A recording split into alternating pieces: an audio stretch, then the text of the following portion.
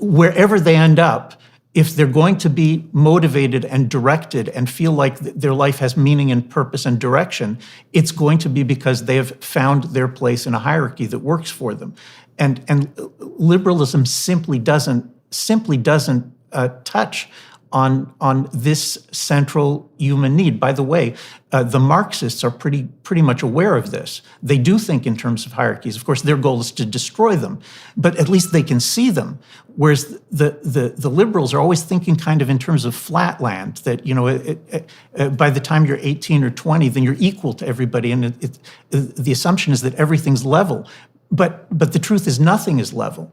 There are always hierarchies, and people feel good when they found the right place in such a hierarchy. By the way, that means that they have something to aspire to move up in the hierarchy. They have some idea of where they're going in life.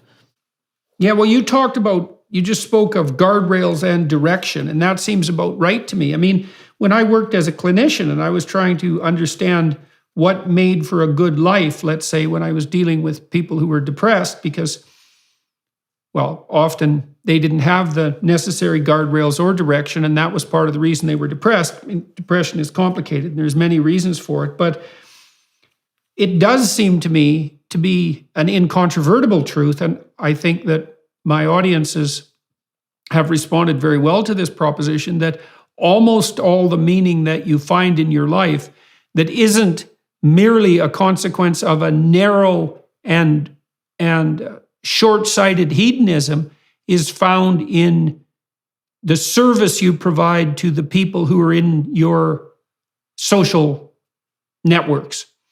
And that would be, first of all, obviously, your intimate relationship and your family. And then in the hierarchical nested structures that are outside of that, if you're fortunate enough to have them. And the guardrails are that there are codes of behavior that are necessary to abide by, that constitute adhering to the principles of all of those social relationships.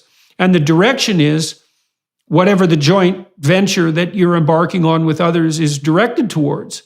And I don't see that you do have any structure or purpose in your life in the absence of those things.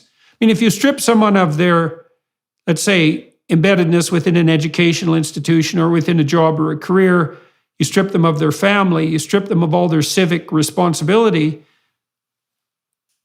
I suppose perhaps they have their creative endeavors if they happen to be creative people, but even then, they have to be interacting with other people to communicate about their creative endeavors or to monetize them. And without that, there really is nothing. And we also know too that statistical studies of language usage have indicated pretty clearly that thoughts about yourself are indistinguishable from negative emotion.